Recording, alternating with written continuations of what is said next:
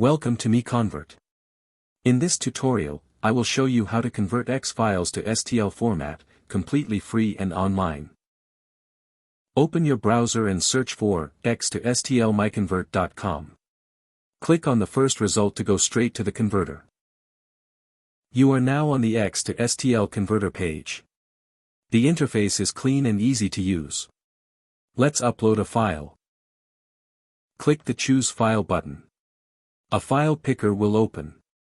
Select the X file you want to convert, then click Open. Your file is loaded and ready.